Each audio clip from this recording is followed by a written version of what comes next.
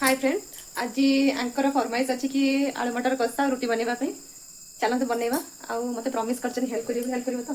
परोटा करना चलो परोटा करी तुम देहटा पूरा भल नहीं रुटी आलू मटर कषा बनवा देह भल हो परोटा बनवा बिना स्पाइस ओके चलो बनवा जेहेतु आम दुई जन थिलु तेणुक मु गोटे छोट आलू नहीं आ मटर अधिक नहीं प्रथमे आलू को पिल करके छोट छोट काटी देती तापरे मटर आलू को मु प्रेशर कुकर रे दुईटा हुइसिल मारिबा छाड़ी देती कारण अधिक हुइसिल मारे अधिक सीझी गले मटरटा पूरा आमर माने केमती कादुआ टाइप रो हो जाए मटरटा को गोटा गोटा रखापी मु दुईटा ही हुइसिल देती तापरे जिते सीझा को छाड़ी सारा पर मु काटी देती पियाज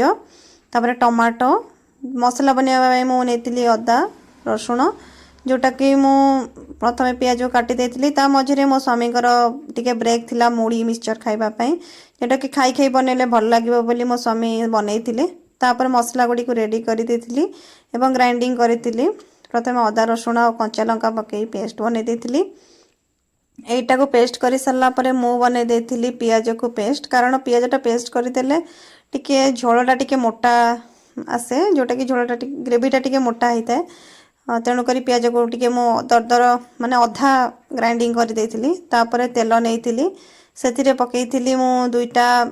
तेजपत्र तापर मु पकईली पियाज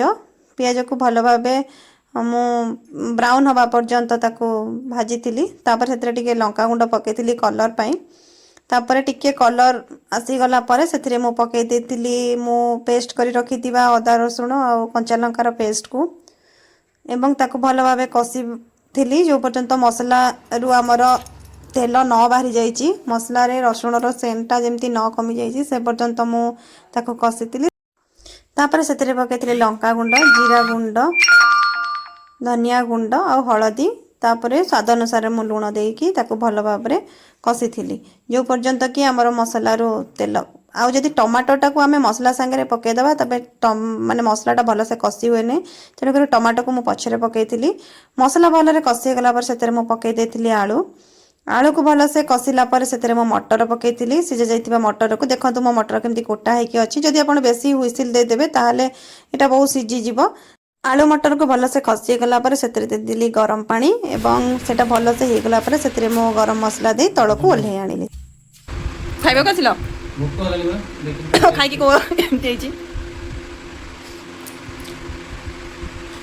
बढ़िया लागुछ भल लागुछ एई बोले हम चाहंतले